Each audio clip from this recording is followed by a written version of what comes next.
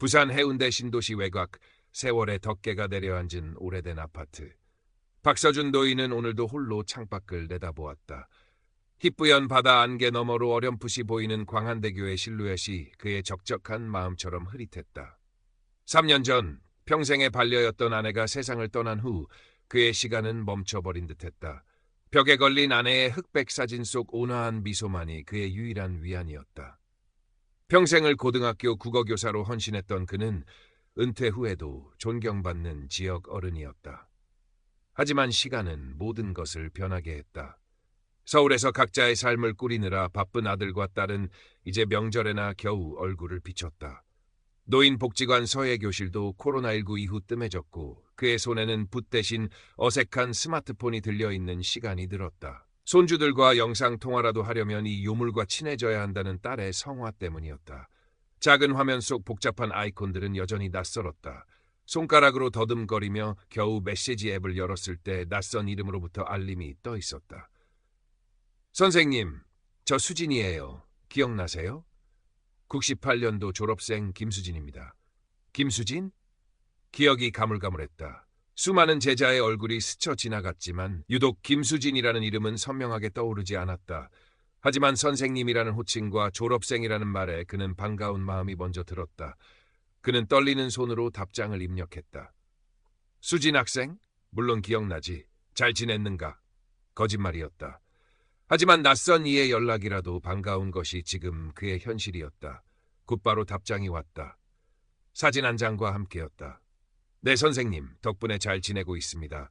지금은 필리핀에서 간호사로 일하고 있어요. 선생님은 건강히 잘 지내시는지요? 옛날 생각이 나서 연락드렸습니다.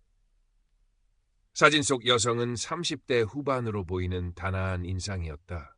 하얀 간호사복을 입고 환하게 웃는 모습이 어딘가 모르게 선해 보였다. 그날 이후 김수진은 박서준의 무료한 일상에 작은 파문을 일으켰다. 그녀는 매일 아침 저녁으로 안부를 물었고 필리핀에서의 고된 생활과 보람에 대해 이야기했다. 그녀의 메시지는 따뜻했고 예의 발랐다. 박서준은 마치 먼 타국에 사는 착한 딸 하나를 더 얻은 기분이었다. 그는 김수진에게 아내와의 사별 이야기, 자녀들과의 서먹한 관계, 은퇴 후의 외로움까지 털어놓았다. 김수진은 언제나 그의 이야기에 귀 기울였고 진심 어린 위로를 건넸다. 선생님, 얼마나 외로우셨어요. 제가 자주 연락드릴게요. 선생님은 제게 아버지 같은 분이세요. 그녀의 말 한마디 한마디는 메마른 그의 마음에 단비처럼 스며들었다. 그는 어느새 김수진의 연락을 기다리는 자신을 발견했다. 스마트폰 알림 소리가 울릴 때마다 가슴이 두근거렸다. 어느 날 김수진은 조심스럽게 부탁을 해왔다. 선생님, 죄송하지만 작은 부탁 하나 드려도 될까요? 저희 어머니가 갑자기 편찮으셔서 급하게 돈이 필요한데 월급날까지 아직 멀어서요.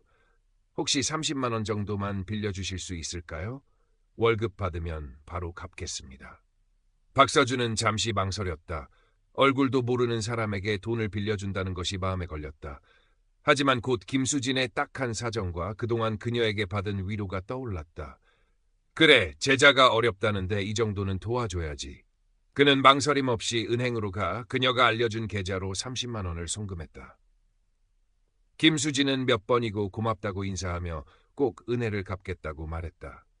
그녀의 진심 어린 감사 인사에 박서준은 오히려 자신이 더 뿌듯함을 느꼈다. 며칠 후 그녀는 약속대로 30만 원을 돌려보냈다. 박서준은 그녀에 대한 신뢰를 더욱 굳혔다. 그 후로도 김수진의 작은 부탁은 간간히 이어졌다. 동료 병원비가 급하다. 생활비가 조금 모자란다는 시기였다. 금액은 언제나 50만 원을 넘지 않았고 그녀는 늘 약속한 날짜에 돈을 갚았다. 박서준은 이제 그녀를 완전히 믿게 되었다. 그녀는 단순한 옛 제자가 아니라 그의 외로운 노년을 지켜주는 든든한 존재였다. 그러던 어느 날 김수진은 조금 다른 이야기를 꺼냈다. 선생님, 제가 일하는 병원에서 좋은 투자 기회가 나왔어요. 필리핀에 새로 생기는 제약회사인데 신약 개발 가능성이 아주 높대요. 저희 병원 직원들 대상으로만 특별히 투자자를 모집하는데 수익률이 엄청나다고 해요. 선생님께만 살짝 알려드리는 거예요. 투자? 박서준은 주식이나 펀드 같은 것에는 문외한이었다. 그는 망설이며 답했다. 나는 그런 건 잘 모르는데 걱정 마세요, 선생님. 제가 다 알아봤어요. 원금은 100% 보장되고 수익률은 연 30% 이상이래요. 선생님 노후 자금 안전하게 불려드릴 좋은 기회예요. 제가 선생님 대신 관리해드릴 수도 있고요. 다만 이건 저희 병원 내부 정보라 다른 사람에게는 절대 말씀하시면 안 돼요. 특히 자녀분들께도요. 괜한 오해를 살 수 있으니까요. 연 30% 수익률 원금 보장. 귀가 솔깃했지만 동시에 불안감도 들었다. 하지만 김수진의 자신감 넘치는 말과 선생님께만 드리는 기회라는 말에 마음이 흔들렸다. 게다가 그녀는 다른 사람, 특히 자녀들에게 비밀로 해달라고 신신당부했다. 박서준은 자녀들에게 아쉬운 소리를 하거나 걱정을 끼치고 싶지 않았다. 그는 김수진의 제안을 긍정적으로 검토하기 시작했다. 김수진은 박서준에게 가짜 투자 사이트 주소를 보내왔다. 사이트는 그럴듯하게 꾸며져 있었다. 해외 제약회사의 로고와 연역, 개발 중인 신약 정보, 그리고 눈이 휘둥그레지는 예상 수익률 그래프가 번쩍였다. 그녀는 매일같이 메신저로 투자 정보를 보내왔고 마치 전문가처럼 시장 상황을 분석해 주었다. 박서준은 평생 모은 퇴직금 중 일부인 5천만 원을 투자하기로 결심했다. 그는 김수진이 알려준 필리핀 현지 법인이라는 계좌로 돈을 송금했다. 며칠 후 김수진은 투자 사이트 화면을 캡처해서 보내왔다. 박서준의 투자금은 벌써 10%나 넘는 수익을 내고 있었다. 그는 자신의 눈을 의심했다. 이렇게 쉽게 돈을 벌 수 있다니. 그는 김수진에 대한 고마움과 신뢰로 가슴이 벅차올랐다. 김수진은 더 큰 투자를 권유했다. 선생님, 지금이 기회예요. 신약 임상 결과가 곧 발표되는데 결과가 좋으면 주가가 폭등할 거예요. 지금 투자금을 늘리면 엄청난 수익을 얻을 수 있어요. 박서준은 욕심이 생겼다. 그는 아내의 이름으로 들어놓았던 생명보험금을 해약했다. 1억 원이라는 거금이 손에 들어왔다. 그는 이 돈마저 김수진에게 송금했다. 투자 사이트의 수익률은 날마다 치솟았다. 박서준은 이제 부자가 되는 꿈에 부풀었다. 그는 자녀들에게도 넉넉한 용돈을 주고 아내의 이름으로 좋은 일에도 기부할 계획을 세웠다. 하지만 그의 행동에는 조금씩 변화가 생겼다. 그는 스마트폰을 손에서 놓지 않았고 누군가와 통화할 때는 늘 방문을 닫았다. 노인복지관 친구인 김영철 씨가 물었다. 박 선생 요즘 무슨 좋은 일 있어? 얼굴이 아주 폈네. 그런데 뭘 그렇게 핸드폰만 들여다보고 있어? 박서준은 얼버무렸다. 아니요. 그냥 손주들하고 연락 좀 하느라고. 김영철 씨는 고개를 갸웃했다. 그는 박서준의 오랜 친구였다. 평소 과묵하고 신중한 박서준답지 않은 모습이었다. 그는 박서준에게 몇 번이고 캐물었지만 박서준은 입을 굳게 다물었다. 김수진과의 약속 때문이었다. 딸 미나도 아버지의 변화를 눈치챘다. 전화통화에서 아버지는 왠지 들떠 있었고 돈 이야기도 자주 했다. 어느 날 미나는 아버지에게 안부 전화를 걸었다. 아빠 무슨 일 있으세요? 혹시 어디 아프신 건 아니죠? 아니다, 미나야. 아빠 아주 건강하다. 곧 너희에게 좋은 소식 들려줄 수 있을 것 같구나. 미나는 불안했다. 아버지가 혹시 이상한 곳에 투자를 하거나 사기를 당하는 것은 아닐까 걱정됐다. 그녀는 주말에 부산으로 내려가 아버지를 뵙기로 했다. 김수진의 마지막 제안은 거대했다. 선생님, 드디어 저희 제약회사가 한국지사를 설립하게 됐어요. 제가 한국지사장으로 발령받아서 곧 귀국하게 될 것 같아요. 그런데 지사 설립 자금이 조금 부족해서요. 선생님께서 3억 원만 더 투자해 주시면 제가 지분 10%를 선생님 명의로 해드릴게요. 그럼 평생 연금처럼 배당금을 받으실 수 있어요. 이번만 성공하면 제가 한국에 가서 선생님 평생 모시고 살게요. 3억 원. 박서준에게는 없는 돈이었다. 하지만 지분 10%와 평생 모시겠다는 말은 거부할 수 없는 유혹이었다. 그는 지금 사는 아파트를 담보로 대출을 받기로 결심했다. 그는 김수진에게 꼭 그렇게 하겠다고 약속했다. 다음 날 박서준은 떨리는 마음으로 은행을 찾았다. 주택담보대출 서류를 작성하며 그는 밝은 미래를 상상했다. 그때 은행 창구 직원이 조심스럽게 물었다. 어르신, 실례지만 대출금은 어디에 사용하실 계획이신가요? 요즘 노인분들 대상으로 한 금융사기가 많아서요. 박서준은 당황했다. 그는 김수진과의 약속대로 해외 투자 이야기를 얼버무렸다. 하지만 그의 불안한 눈빛과 서툰 변명을 수상하게 여긴 직원은 잠시 기다려달라고 하더니 안으로 들어갔다. 바로 그때였다. 은행 문이 열리며 딸 미나가 헐레벌떡 뛰어들어왔다. 그녀의 뒤에는 친구 김영철 씨도 함께였다. 아빠, 여기서 뭐 하시는 거예요? 설마 대출 받으시는 거예요? 미나는 아버지의 손에 들린 서류를 보고 경악했다. 김영철 씨는 박서준의 어깨를 잡으며 말했다. 박 선생, 정신 차리게. 그 여자 사기꾼이야. 내가 알아봤어. 박서준은 머리를 한 대 맞은 듯 멍했다. 무슨 소리들 하는 거야. 수진이는 그런 애가 아니야. 그는 필사적으로 김수진에게 전화를 걸었다.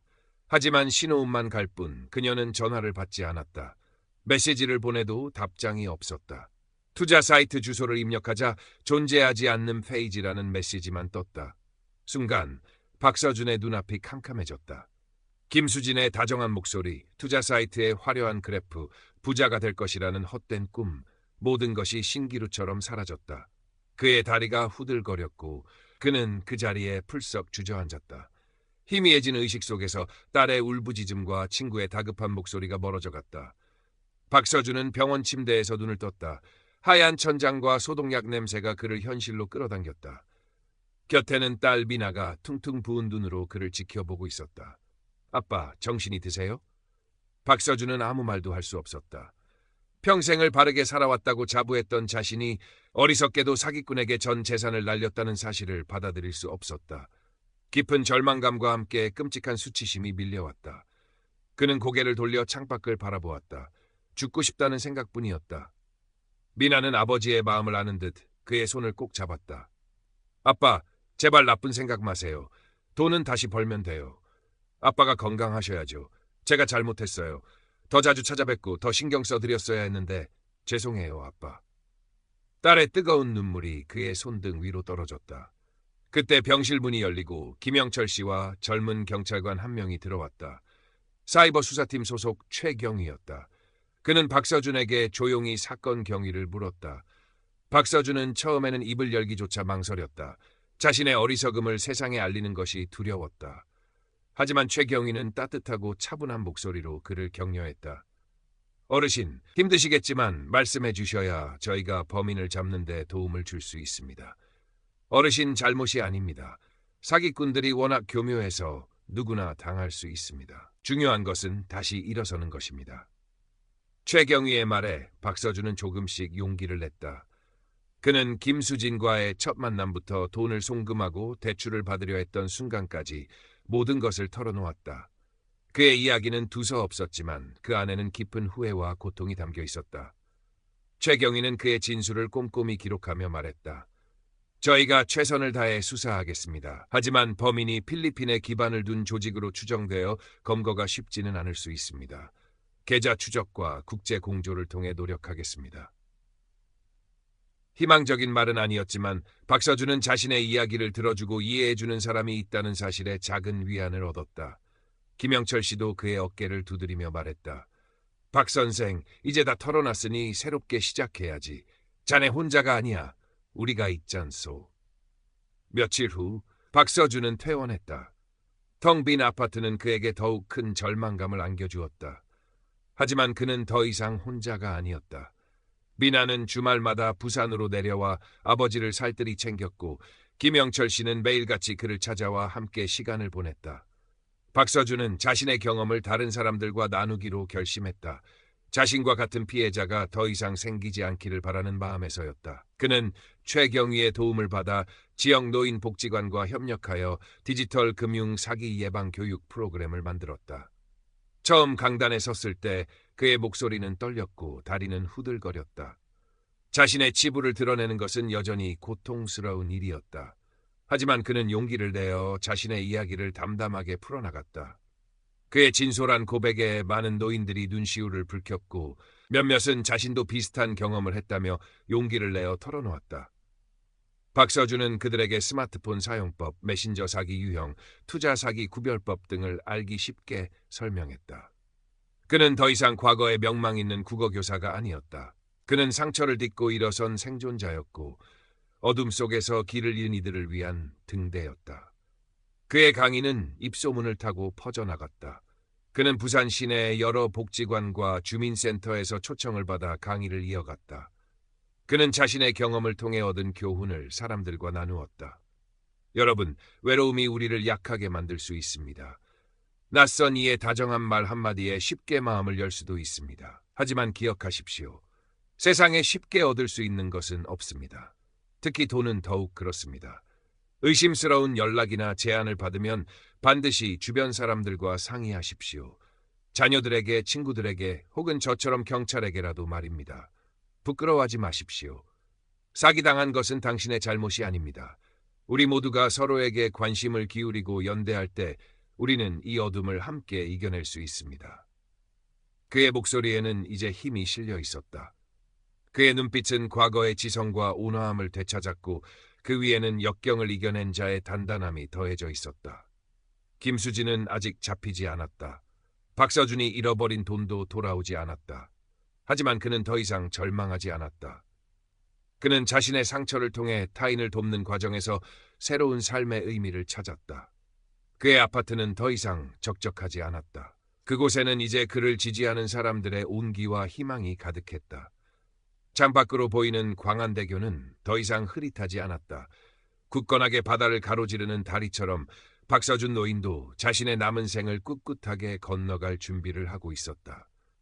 그의 얼굴에 아내의 사진 속 미소처럼 온화하지만 강인한 미소가 번졌다.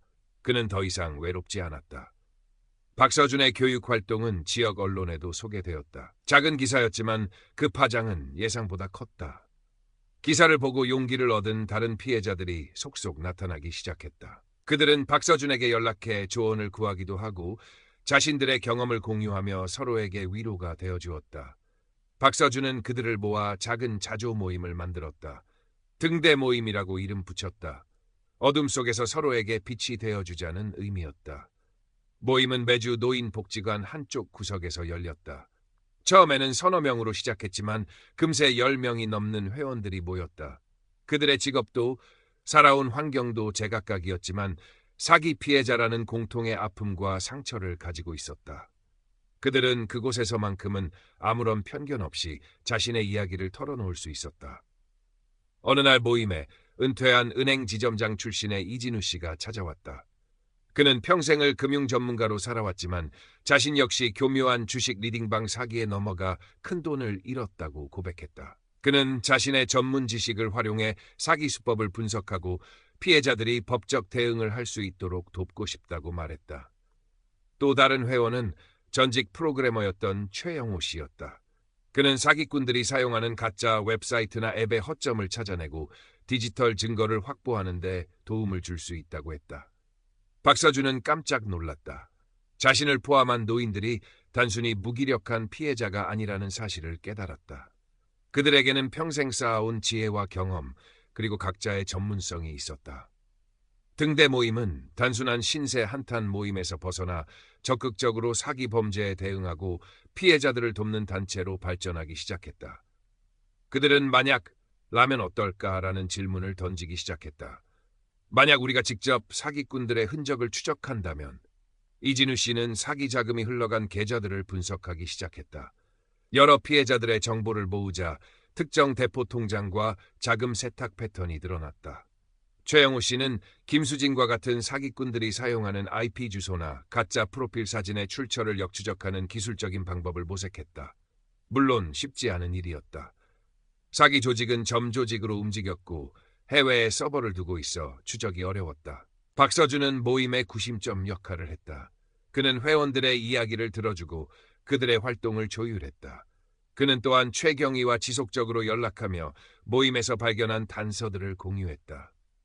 처음에는 회의적이었던 최경희도 노인들의 집요함과 전문성에 놀라며 점차 그들의 활동을 진지하게 받아들이기 시작했다.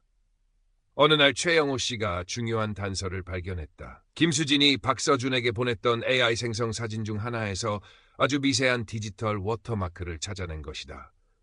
그 워터마크는 특정 AI 이미지 생성 플랫폼을 가리키고 있었다. 최경희는 이 정보를 바탕으로 해당 플랫폼의 수사 협조를 요청했다. 며칠 후 플랫폼 측에서 회신이 왔다. 해당 워터마크가 찍힌 이미지들은 필리핀 마닐라의 특정 IP 주소에서 대량으로 생성되었다는 정보였다. 이것은 결정적인 단서였다. 최경위는 즉시 인터폴에 공조 수사를 요청했다. 등대 모임 회원들은 이 소식에 환호했다. 비록 사기꾼들을 당장 잡을 수는 없더라도 자신들의 노력이 헛되지 않았다는 사실에 큰 보람을 느꼈다. 박서준은 회원들에게 말했다. 우리는 잃어버린 돈을 되찾지 못할 수도 있습니다. 하지만 우리는 그보다 더 중요한 것을 얻었습니다. 바로 우리 자신을 되찾았다는 것입니다. 그들의 활동은 더욱 활발해졌다.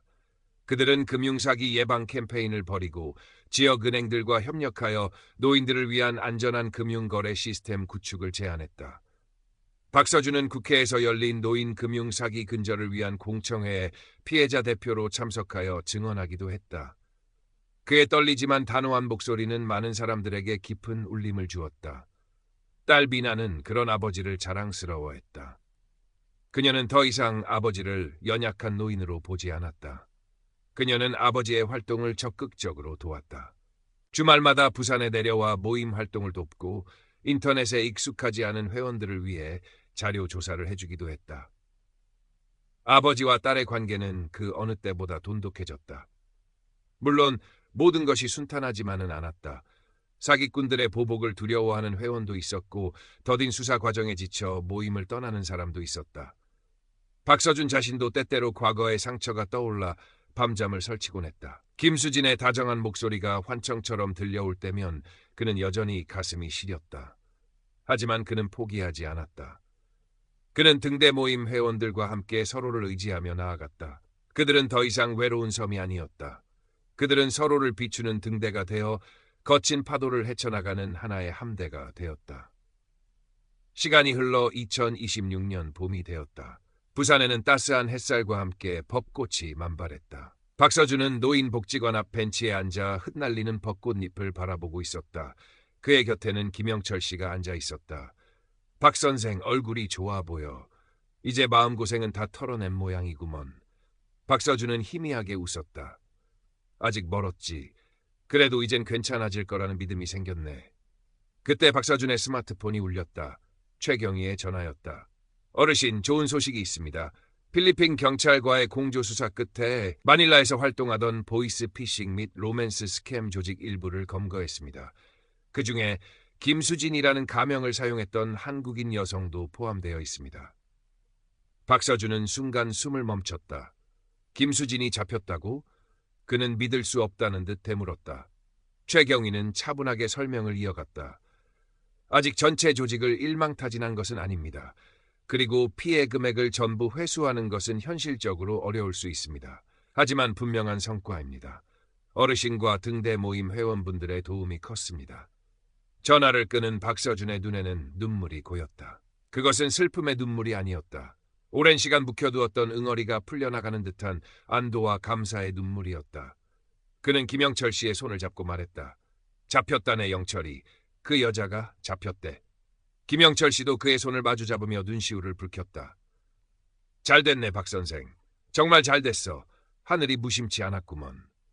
그 소식은 등대 모임 회원들에게 큰 기쁨과 희망을 안겨주었다. 그들은 자신들의 작은 노력이 거대한 범죄 조직을 무너뜨리는 데 일조했다는 사실에 감격했다. 물론 돈을 되찾는 것은 요원한 일이었지만 그들에게는 정의가 실현되었다는 사실 자체가 중요했다. 박서준은 검거된 김수진의 실제 얼굴을 보지 못했다. 아니, 보고 싶지 않았다. 그에게 김수진은 이제 단지 한 명의 범죄자일 뿐이었다. 그가 싸워야 했던 것은 김수진이라는 개인이 아니라 외로움과 무지를 파고드는 거대한 악의 시스템이었다. 그리고 그는 그 싸움에서 승리했다. 그는 여전히 등대 모임 활동과 사기 예방 교육을 이어갔다. 그의 이야기는 이제 단순한 피해 경험담이 아니었다. 그것은 절망을 딛고 일어서는 용기, 연대를 통해 정의를 실현하는 희망의 서사였다. 어느 늦은 오후, 박서준은 딸 미나와 함께 해운대 바닷가를 걷고 있었다. 부드러운 모래사장 위로 부서지는 파도 소리가 평화로웠다. 미나는 아버지의 팔짱을 끼며 말했다. 아빠, 이제 정말 괜찮아 보이세요. 예전보다 더 건강해지신 것 같아요. 박서준은 먼 바다를 바라보며 미소 지었다. 그래, 미나야. 아빠는 이제 괜찮다. 잃은 것도 많지만 얻은 것도 많단다. 무엇보다 너희와 다시 가까워졌고 새로운 친구들과 새로운 삶의 의미를 찾았으니까. 그는 주머니에서 스마트폰을 꺼냈다. 이제 그는 더 이상 스마트폰을 두려워하지 않았다. 그것은 여전히 낯선 세상과 연결된 창이었지만 이제 그는 그 창을 통해 세상을 경계하고 배우고 소통하는 법을 알았다. 그는 등대 모임 단체 채팅방에 메시지를 남겼다. 오늘 날씨가 참 좋습니다. 다들 건강히 지내시는지요? 곧이어 회원들의 답장이 쏟아졌다. 네, 선생님도요. 오늘 저녁 모임에서 뵙겠습니다. 따뜻한 메시지들이 그의 마음을 채웠다. 미나는 그런 아버지를 보며 생각했다. 아버지는 사기를 당했지만 세상을 향한 신뢰를 완전히 잃지는 않았다. 오히려 더 깊고 성숙한 시선으로 세상을 바라보게 되었다. 아버지는 약해진 것이 아니라 더 강해졌다. 아빠, 저 아빠를 주인공으로 글을 한번 써보고 싶어요. 아빠가 겪으신 일들, 그리고 그걸 어떻게 이겨내셨는지 많은 사람들에게 희망을 줄 수 있을 것 같아요. 미나는 사실 출판사에서 일하는 편집자였다. 박서준은 딸의 제안에 잠시 놀랐지만 이내 고개를 끄덕였다. 좋은 생각이다. 내 이야기가 누군가에게 작은 위로라도 될 수 있다면 기꺼이 들려주마. 두 사람은 저녁 노을이 붉게 물드는 바닷가를 한참 동안 걸었다. 부서지는 파도 소리는 마치 끝나지 않는 이야기처럼 들렸다. 상처와 회복, 절망과 희망, 외로움과 연대. 박서준의 삶은 이제 한편의 깊고 울림 있는 이야기로 다시 쓰여질 참이었다. 그는 더 이상 과거에 얽매이지 않고 현재를 살아가며 미래를 향해 뚜벅뚜벅 걸어나갈 것이다. 그의 발걸음은 가벼웠고 그의 마음은 평화로웠다. 부산의 푸른 바다는 그 모든 것을 말없이 지켜보고 있었다. 몇 달 후 박서준의 이야기는 등대지기 어둠을 밝힌 용기라는 제목의 책으로 출간되었다. 딸 미나가 아버지의 구술을 바탕으로 정성껏 엮은 책이었다. 책은 예상보다 큰 반향을 일으켰다. 노인 금융사기의 심각성을 알리는 동시에 절망 속에서도 희망을 잃지 않고 서로에게 힘이 되어주는 사람들의 이야기는 많은 독자들에게 감동을 주었다. 전국 각지에서 강연 요청이 쇄도했고 박서준은 등대 모임 회원들과 함께 전국을 돌며 자신들의 경험을 나누었다. 그의 이야기는 텔레비전 뉴스에도 소개되었고 정부 기관에서도 노인 금융사기 예방 정책을 수립하는 데 그의 조언을 구했다. 박서준은 갑작스러운 유명세에 어리둥절하기도 했지만 자신의 목소리가 사회에 긍정적인 변화를 가져올 수 있다는 사실에 큰 책임감과 보람을 느꼈다. 그는 더 이상 부산 해운대 외곽의 외로운 노인이 아니었다. 그는 대한민국 노인들의 목소리를 대변하는 상징적인 인물이 되었다. 어느 날 그는 필리핀에서 검거된 김수진이 한국으로 송환되어 재판을 받게 되었다는 소식을 들었다. 그는 재판에 증인으로 출석해 달라는 요청을 받았다. 그는 잠시 망설였다. 다시 그 끔찍했던 기억을 마주하는 것이 두려웠다. 하지만 그는 이내 마음을 다잡았다. 이것은 단순히 김수진이라는 한 개인을 처벌하는 문제가 아니었다. 이것은 정의를 바로 세우고 다시는 자신과 같은 피해자가 나오지 않도록 경종을 울리는 일이었다. 그는 증인으로 출석하기로 결심했다. 법정에서 마주한 김수진의 실제 모습은 그가 상상했던 것과는 전혀 달랐다. 그녀는 사진 속 단아한 모습이 아닌 초췌하고 불안해 보이는 평범한 여성이었다. 그녀는 박서준을 알아보지 못하는 듯했다. 아마도 그녀에게 박서준은 수많은 사냥감 중 하나였을 뿐이었으리라. 박서준은 떨리는 목소리로 증언을 시작했다. 그는 그녀가 어떻게 자신에게 접근했고 어떻게 자신의 마음을 얻었으며 어떻게 자신의 모든 것을 앗아갔는지 담담하게 이야기했다. 그의 목소리에는 분노나 증오보다는 깊은 슬픔과 연민이 묻어났다. 그는 증언 말미에 이렇게 말했다. 저는 당신을 용서할 수 있을지 아직 모르겠습니다. 하지만 당신이 저지른 죄에 대해서는 반드시 책임을 져야 합니다. 그리고 당신 역시 언젠가는 진심으로 뉘우치고 새로운 삶을 찾기를 바랍니다. 당신이 다른 이에게 그랬던 것처럼 당신의 삶에도 누군가의 따뜻한 등대가 비추기를 바랍니다. 그의 증언이 끝나자 법정은 숙연해졌다. 김수진은 고개를 숙인 채 아무 말도 하지 못했다. 재판 결과 그녀는 중형을 선고받았다. 재판이 끝난 후 박서준은 다시 일상으로 돌아왔다. 모든 것이 해결된 것은 아니었지만 그의 마음은 한결 가벼워졌다. 그는 이제 과거의 상처를 정면으로 마주하고 그것을 자신의 일부로 받아들일 수 있게 되었다. 그는 여전히 등대 모임 활동과 강연을 이어갔다. 하지만 그의 마음은 그는 이제 단순히 사기 예방 교육을 하는 것을 넘어 노년층의 디지털 문해력 향상과 사회적 고립 해소를 위한 다양한 활동을 펼쳤다. 그는 노인복지관의 스마트폰 활용 교실을 열었고 지역 청년들과 함께 세대 공감 멘토링 프로그램을 시작하기도 했다.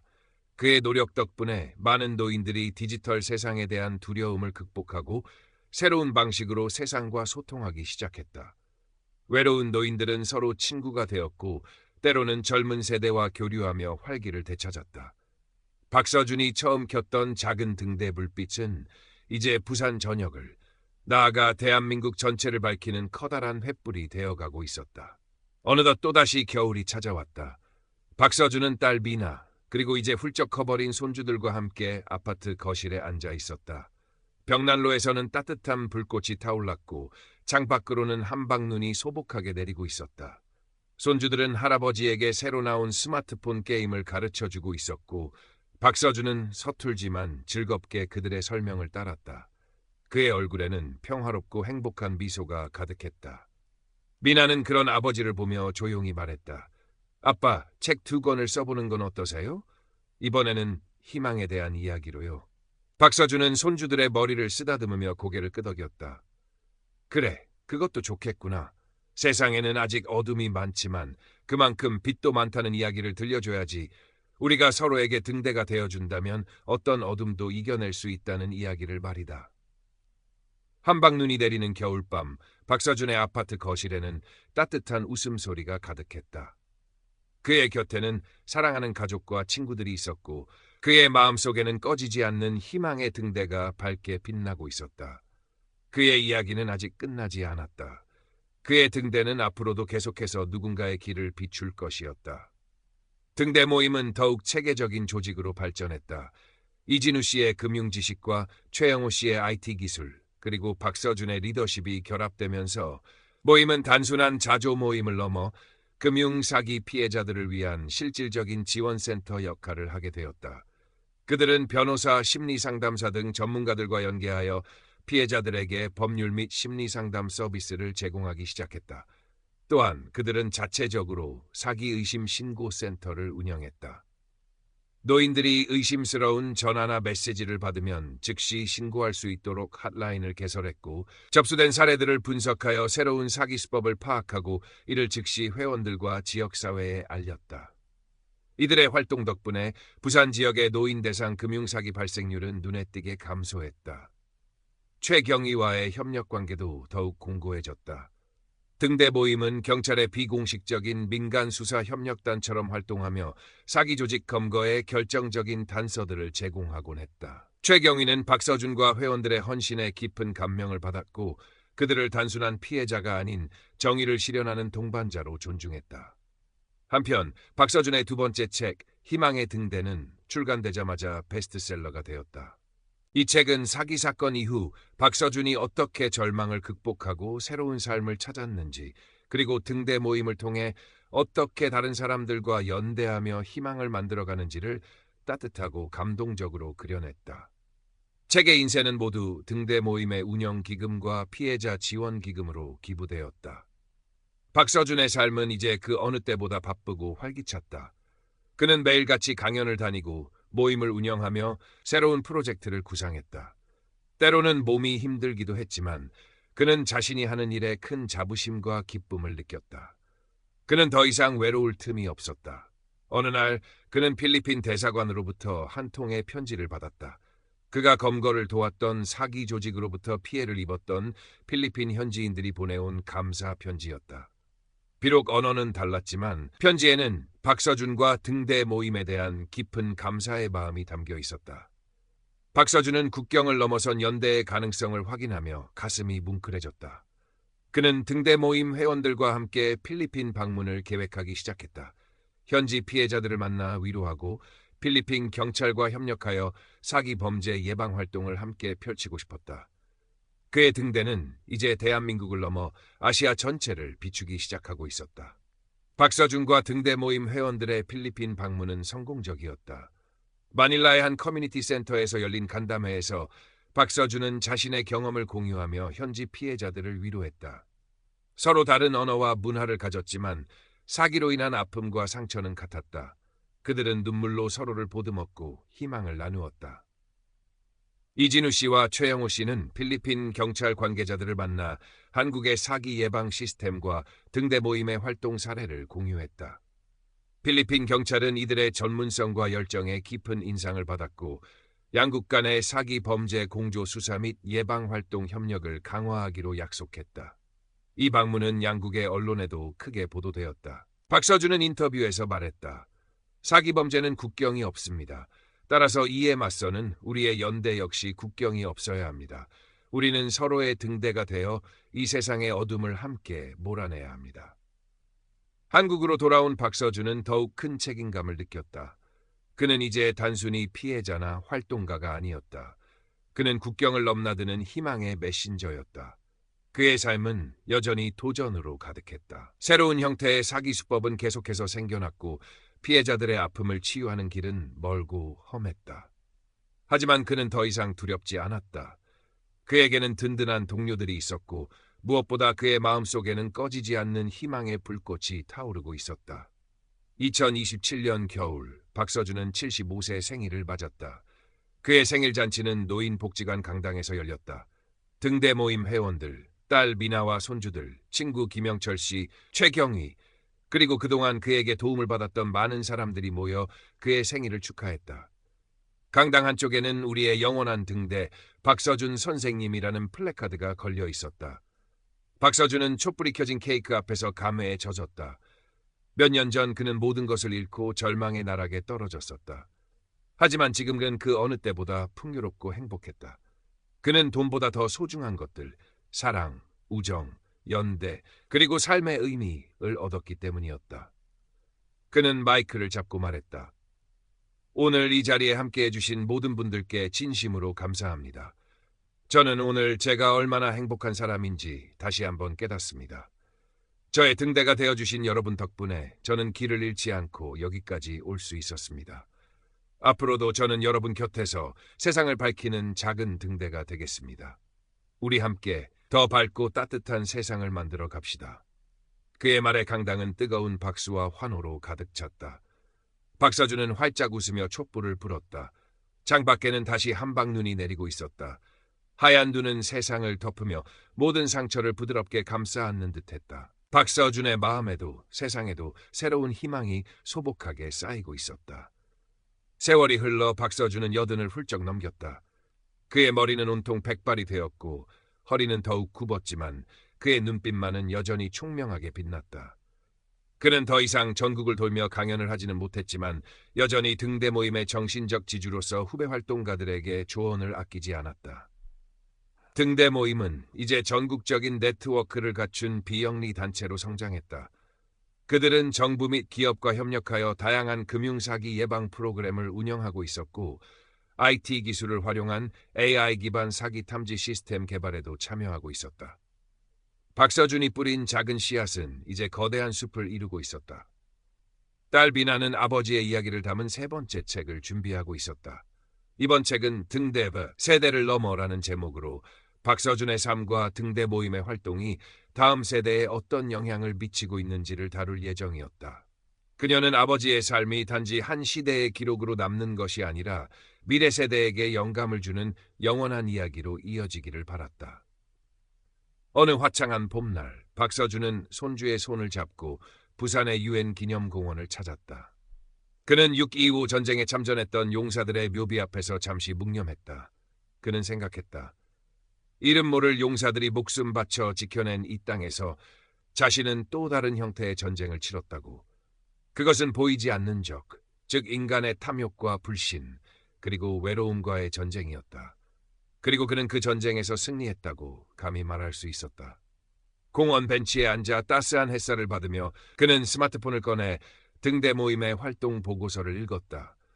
젊은 활동가들이 새로운 아이디어로 모임을 활기차게 이끌어가는 모습에 그는 흐뭇한 미소를 지었다.